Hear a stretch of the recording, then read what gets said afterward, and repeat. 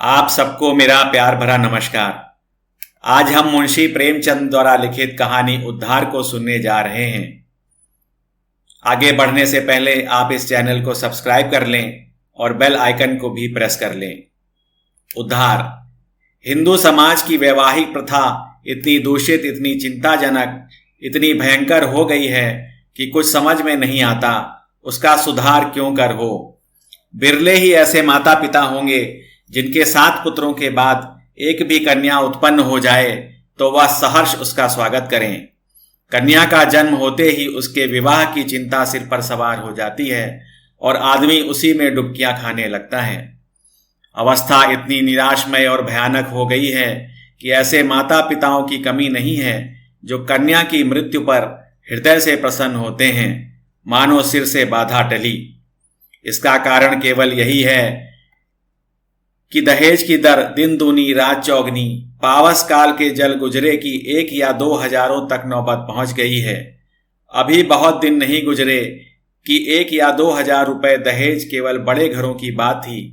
छोटी छोटी शादियां 500 से 1000 तक तय हो जाती थीं।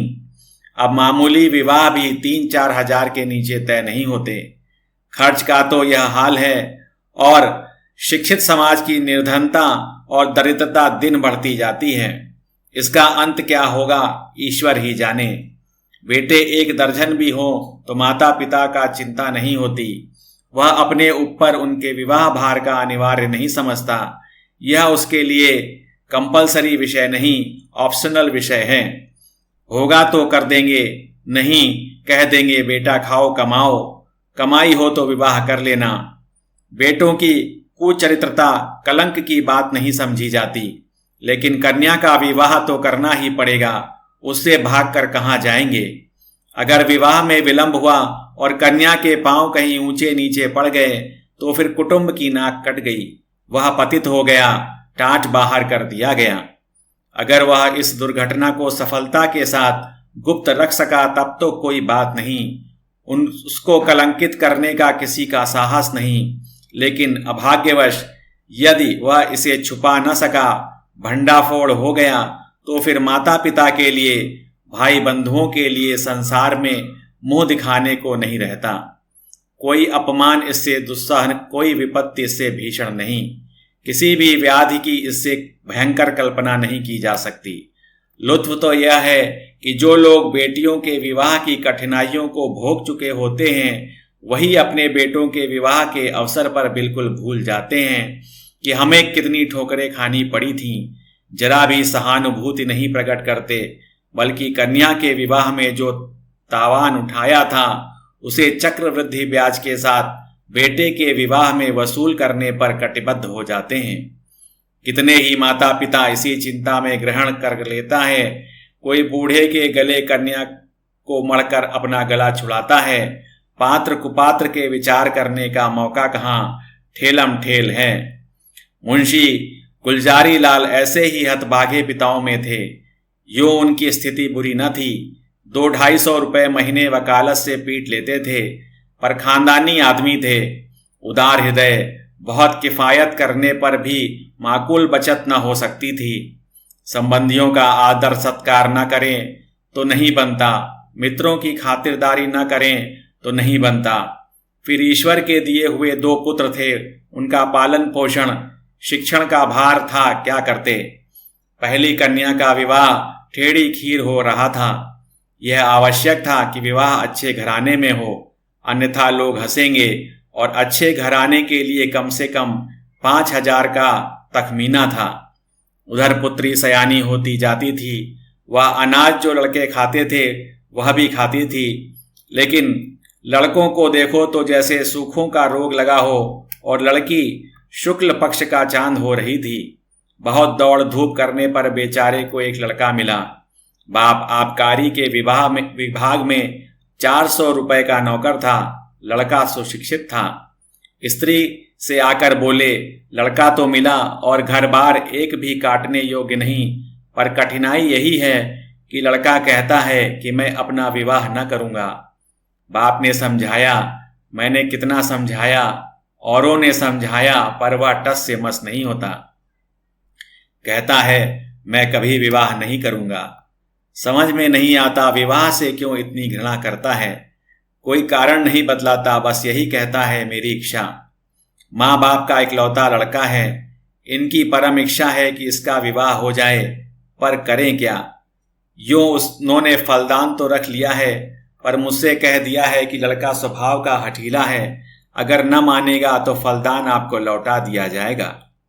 स्त्री ने कहा, तुमने लड़के को एकांत में बुलवाकर पूछा नहीं? गुलजारी लाल, बुलाया था, बैठा रोता रहा, फिर उठकर चला गया। तुमसे क्या कहूं, उसके पैरों में गिर पड़ा, लेकिन बिना कुछ कहे उठकर चला गया। स्त्री, देखो इस लड़की के पीछे क्या क्या झेलना पड़ता है। गुलजारी लाल, कुछ नहीं, आजकल के लड़के सैलानी होते हैं, अंग्रेजी पुस्तकों में पढ़ते हैं कि विलायत में कितने ही लोग अविवाहित रहना ही पसंद करते हैं। बस यही सनक सवार हो जाती है कि इसमें रहने में ही जीवन की सुख और शांति है। जितनी मुसीबतें हैं वह सब विवाह में हैं। मैं भी कॉलेज में था तब सोचा करता था कि अकेला रहूंगा और मजे से सैर सपाटा करूंगा। स्त्री, है तो वास्तव में बात यही, विवाह ही तो सारी मुसीबतों की जड़ है। तुमने विवाह ना किया होता तो क्यों ये चिंताएं होती, मैं भी कुंवारी रहती तो चैन करती। इसके 1 महीना बाद मुंशी गुलजारी लाल के पास वर ने यह पत्र लिखा। पूज्य वर, सादर प्रणाम। मैं आज बहुत असमंजस में पढ़कर यह पत्र लिखने का साहस कर रहा हूं। इस धृष्टता को क्षमा कीजिएगा। आपके जाने के बाद से मेरे पिताजी और माताजी दोनों मुझ पर विवाह करने के लिए नाना प्रकार से दबाव डाल रहे हैं। माताजी रोती हैं, पिताजी नाराज होते हैं। वह समझते हैं कि मैं अपनी जिद के कारण विवाह से भागता हूं। कदाचित उन्हें यह भी संदेह हो रहा है कि मेरा चरित्र भ्रष्ट हो गया है। मैं वास्तविक कारण बताते हुए डरता हूं कि इन लोगों को दुख होगा और आश्चर्य नहीं कि शोक में उनके प्राणों पर ही बन जाए। इसलिए अब तक मैंने जो बात गुप्त रखी थी वह आज विवश होकर आपसे प्रकट करता हूं और आपसे साग्रह निवेदन करता हूं कि आप इसे गोपनीय समझिएगा और किसी दशा में भी उन लोगों के कानों में इसकी भनक न पड़ने दीजिएगा। जो होना है वह तो होगा है, पहले से ही क्यों उन्हें शोक में डुबाऊं। मुझे 5-6 महीनों से ये अनुभव हो रहा है कि मैं क्षय रोग से ग्रसित हूं। उसके सभी लक्षण प्रकट हो जाते हैं। डॉक्टरों की भी यही राय है। यहाँ सबसे अनुभवी जो 2 डॉक्टर हैं उन दोनों ही से मैंने अपनी आरोग्य परीक्षा कराई और दोनों ही ने स्पष्ट कहा कि तुम्हें सिल है। अगर माता पिता से यह कह दूं तो वह रो रो कर मर जाएंगे। जब यह निश्चय है कि मैं संसार में थोड़े ही दिनों का मेहमान हूं तो मेरे लिए विवाह की कल्पना करना भी पाप है। संभव है मैं विशेष प्रयत्न करके 1-2 साल जीवित रहूं, पर वह दशा और भी भयंकर होगी, क्योंकि अगर कोई संतान हुई तो वह भी मेरे संस्कार से अकाल मृत्यु पाएगी और कदाचित स्त्री को भी इसी रोग राक्षस का भक्ष्य बनना पड़े। मेरे अविवाहित रहने से जो बीतेगी मुझ पर बीतेगी। विवाहित हो जाने से मेरे साथ और कई जीवों का नाश हो जाएगा। इसलिए आपसे मेरी प्रार्थना है कि मुझे इस बंधन में डालने के लिए आग्रह न कीजिएगा, अन्यथा आपको पछताना पड़ेगा। सेवक हजारी लाल। पत्र पढ़कर गुलजारी लाल ने स्त्री की ओर देखा और बोले, इस पत्र के विषय में तुम्हारा क्या विचार है? स्त्री, मुझे तो ऐसा मालूम होता है कि उसने बहाना रचा है। गुलजारी लाल, बस बस, ठीक यही मेरा भी विचार है। उसने समझा है कि बीमारी का बहाना कर दूंगा तो आप ही हट जाएंगे। असल में बीमारी कुछ नहीं, मैंने तो देखा ही था, चेहरा चमक रहा था, बीमार का मुंह छिपा नहीं रहता। स्त्री, राम नाम लेके विवाह करो, कोई किसी का भाग्य थोड़ी ही पढ़े बैठा है। गुलजारी लाल, यही तो मैं भी सोच रहा हूं। स्त्री, ना हो तो किसी डॉक्टर से लड़के को दिखाओ, कहीं सचमुच यह बीमारी हो तो बेचारी अम्बा कहीं की ना रहेगी। गुलजारी लाल, तुम भी पागल हो क्या? सब हीले हवाले हैं। इन छोकरों के दिल का हाल मैं खूब जानता हूं। सोचता होगा अभी सैर सपाटे कर रहा हूं, विवाह हो जाएगा तो ये गुलछर्रे कैसे उड़ाएंगे। स्त्री, तो शुभ मुहूर्त देखकर लग्न भिजवाने की तैयारी करो। हजारी लाल बड़े धर्म संदेह में था उसके पैरों में जबरदस्ती विवाह की बेड़ी डाली जा रही थी और वह कुछ न कर सकता था। उसने ससुर का अपना कच्चा चिट्ठा कह सुनाया, मगर किसी ने उसकी बातों पर विश्वास न किया। माँ बाप से अपनी बीमारी का हाल कहने का उसे साहस न होता था। न जाने उनके दिल पर क्या गुजरे, न जाने क्या कर बैठे। कभी सोचता किसी डॉक्टर की शहादत लेकर ससुर के पास भेज दूं, मगर फिर ध्यान आता यदि उन लोगों को उस पर भी विश्वास न आया तो। आजकल डॉक्टरी से सनद ले लेना कौन सा मुश्किल काम है। सोचेंगे किसी डॉक्टर को कुछ दे दिलाकर लिखा लिया होगा। शादी के लिए तो इतना आग्रह हो रहा था, उधर डॉक्टरों ने स्पष्ट कह दिया था कि अगर तुमने शादी की तो तुम्हारा जीवन सूत्र और भी निर्बल हो जाएगा। महीनों की जगह दिनों में वारा न्यारा हो जाने की संभावना है। लग्न आ चुकी थी, विवाह की तैयारियां हो रही थीं, मेहमान आते जाते थे और हजारी लाल घर से भागा भागा फिरता था। कहाँ चला जाऊं, विवाह की कल्पना ही से उसके प्राण सूख जाते थे। आह, उस अबला की क्या गति होगी। जब उसे यह बात मालूम होगी तो वह मुझे अपने मन में क्या कहेगी। कौन इस पाप का प्रायश्चित करेगा। नहीं, उस अबला पर घोर अत्याचार न करूंगा, उसे वैधव्य की आग में न जलाऊंगा। मेरी जिंदगी ही क्या, आज ना मरा कल मरूंगा, कल नहीं तो परसों, तो क्यों ना आज ही मर जाऊं। आज ही जीवन का और उसके साथ सारी चिंताओं को, सारी विपत्तियों का अंत कर दूं। पिताजी रोएंगे, अम्मा प्राण त्याग देंगी, लेकिन एक बालिका का जीवन तो सफल हो जाएगा। मेरे बाद कोई अभागा अनाथ तो न रोएगा। क्यों ना चलकर पिताजी से कह दूं, वह 1-2 दिन दुखी रहेंगे। अम्मा जी 2-1 रोज शोक से निराहार रह जाएंगी, कोई चिंता नहीं। अगर माता पिता के इतने कष्ट से एक युवती की प्राण रक्षा हो जाए तो क्या छोटी बात है। यह सोचकर वह धीरे से उठा और आकर पिता के सामने खड़ा हो गया। रात के 10 बज गए थे। बाबू दरबारी लाल चारपाई पर लेटे हुए हुक्का पी रहे थे। आज उन्हें सारा दिन दौड़ते गुजरा था। शामियाना तय किया, बाजे वालों को बयाना दिया, आतिशबाजी, फुलवारी आदि का प्रबंध किया। घंटों ब्राह्मणों के साथ सिर मारते रहे। इस वक्त जरा कमर सीधी कर रहे थे कि सहसा हजारी लाल को सामने देखकर चौंक पड़े। उसका उतरा हुआ चेहरा, सजल आंखें और कुंठित मुंह देखा तो कुछ चिंतित होकर बोले, क्यों लालू, तबीयत तो अच्छी है ना, कुछ उदास मालूम होते हो। हजारी लाल, मैं आपसे कुछ कहना चाहता हूं, पर भय होता है कि कहीं आप अप्रसन्न न हो। दरबारी लाल, समझ गया, वही पुरानी बात है ना, उसके सिवा कोई दूसरी बात हो तो शौक से कहो। हजारी लाल, खेद है कि मैं उसी विषय में कुछ कहना चाहता हूं। दरबारी लाल, यही कहना चाहते हो ना कि किसी बंधन में न डालिए, मैं इसके अयोग्य हूं, मैं ये भार सह नहीं सकता, बेड़ी मेरी गर्दन को तोड़ देगी, आदि या और कोई नई बात है। हजारी लाल, जी नहीं, नई बात है। मैं आपकी आज्ञा पालन करने के लिए सब प्रकार तैयार हूं, पर एक ऐसी बात है जिसे मैंने अब तक छिपाया था, उसे भी प्रकट कर देना चाहता हूं। इसके बाद आप जो कुछ निश्चय करेंगे उसे मैं शिरोधार्य करूंगा। हजारी लाल ने बड़े विनीत शब्दों में अपना आशय कहा, डॉक्टरों की राय भी बयान की और अंत में बोले, ऐसी दशा में मुझे पूरी आशा है कि आप मुझे विवाह करने के लिए बाध्य न करेंगे। दरबारी लाल ने पुत्र के मुख की ओर गौर से देखा। कहीं जल्दी का नाम न था, इस कथन पर विश्वास न आया, पर अपना अविश्वास छिपाने और अपना हार्दिक शोक प्रकट करने के लिए वह कई मिनट तक गहरी चिंता में मग्न रहे। इसके बाद पीड़ित कंठ से बोले, बेटा, इस दशा में तो विवाह करना और भी आवश्यक है। ईश्वर ना करे कि हम वह बुरा देखने के लिए जीते रहें, पर विवाह हो जाने से तुम्हारी कोई निशानी तो रह जाएगी। ईश्वर ने कोई संतान दे दी तो वही हमारे बुढ़ापे की लाठी होगी। उसी का मुंह देख रेख कर दिल के समझाएंगे, जीवन का कुछ आधार तो रहेगा। फिर आगे क्या होगा यह कौन कह सकता है। डॉक्टर किसी की कर्म रेखा तो नहीं पढ़ते।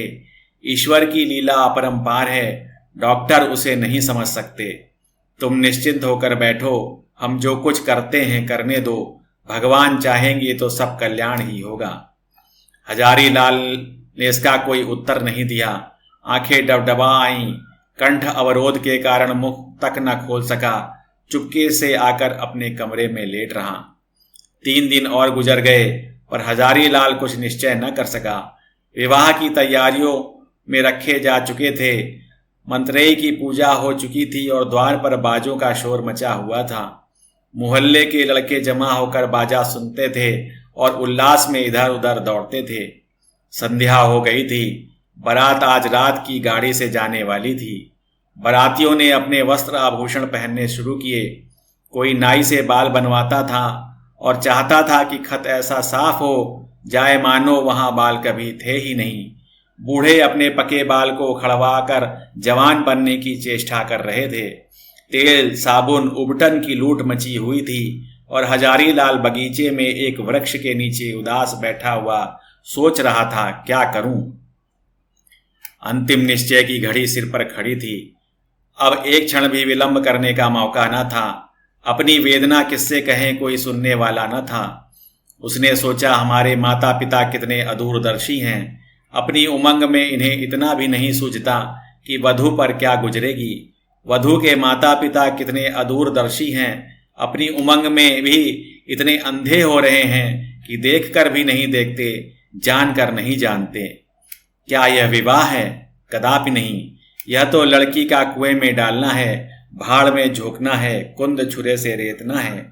कोई यातना इतनी दुस्सह कर अपनी पुत्री का वैधव्य के अग्निकुंड में डाल देते हैं। यह माता पिता हैं? कदापि नहीं। यह लड़की के शत्रु हैं, कसाई हैं, बधिक हैं, हत्यारे हैं। क्या इनके लिए कोई दंड नहीं? जो जानबूझकर अपनी प्रिय संतान के खून से अपने हाथ रंगते हैं, उसके लिए कोई दंड नहीं? समाज भी उन्हें दंड नहीं देता, कोई कुछ नहीं कहता। हाय! यह सोचकर हजारीलाल उठा और एक और चुपचाप चल दिया। उसके मुख पर तेज छाया हुआ था। उसने आत्म बलिदान से इस कष्ट का निवारण करने का दृढ़ संकल्प कर लिया। उसे मृत्यु का लेश मात्र भी भय न था। वह उस दशा तक पहुंच गया था जब सारी आशाएं मृत्यु पर ही अवलंबित हो जाती हैं। उस दिन से फिर किसी ने हजारीलाल की सूरत नहीं देखी। मालूम नहीं जमीन खा गई या आसमान। नदियों में जाल डाले गए, कुओं में बांस पड़ गए, पुलिस ने हुलिया गया, समाचार पत्रों में विज्ञप्ति निकाली गई, पर कहीं पता न चला। कई हफ्तों के बाद छावनी रेलवे से 1 मील पश्चिम की ओर सड़क पर कुछ हड्डियां मिली। लोगों को अनुमान हुआ कि हजारीलाल ने गाड़ी के नीचे दबकर जान दी, पर निश्चित रूप से कुछ न मालूम हुआ। भादों का महीना था और तीज का दिन था। घरों में सफाई हो रही थी। सौभाग्यवती रमणियां 16 श्रृंगार किए गंगा स्नान करने जा रही थी। अम्बा स्नान करके लौट आई थी और तुलसी के कच्चे चबूतरे के सामने खड़ी वंदना कर रही थी। पतिगृह में उसे यह पहली ही तीज थी। बड़ी उमंगों से व्रत रखा था। सहसा उसके पति ने अंदर आकर उसे साहस नेत्रों से देखा और बोला, मुंशी दरबारी लाल तुम्हारे कौन होते हैं? यह उनसे यहाँ से तुम्हारे लिए तीज पठौनी आई है, अभी डाकिया दे गया है। यह कहकर उसने एक पार्सल चारपाई पर रख दिया। दरबारी लाल का नाम सुनते ही अम्बा की आंखें सजल हो गईं। वह लपकी हुई आई और पार्सल स्मृतियां जीवित हो गईं। हृदय में हजारीलाल के प्रति श्रद्धा का एक उद्गार सा उठ पड़ा। आह! यह उसी देवात्मा के आत्म बलिदान का पुनीत फल है जो मुझे यह दिन देखना नसीब हुआ। ईश्वर उन्हें सद्गति दे। वह आदमी नहीं देवता थे जिसने अपने कल्याण के निमित्त अपने प्राण तक समर्पित कर दिए। पति ने पूछा, दरबारी लाल तुम्हारी चचा हैं? अम्बा, हाँ। इस पत्र में हजारीलाल का नाम लिखा है। यह कौन है? यह मुंशी दरबारी लाल के बेटे हैं। तुम्हारे चचेरे भाई? नहीं, मेरे परम दयालु उद्धारक, जीवन दाता, मुझे अथाह जल में डूबने से बचाने वाले, मुझे सौभाग्य का वरदान देने वाले। पति ने इस भाव कहा मानो कोई भूली हुई बात याद आ गई हो। आह! मैं समझ गया। वास्तव में वह मनुष्य नहीं, देवता थे।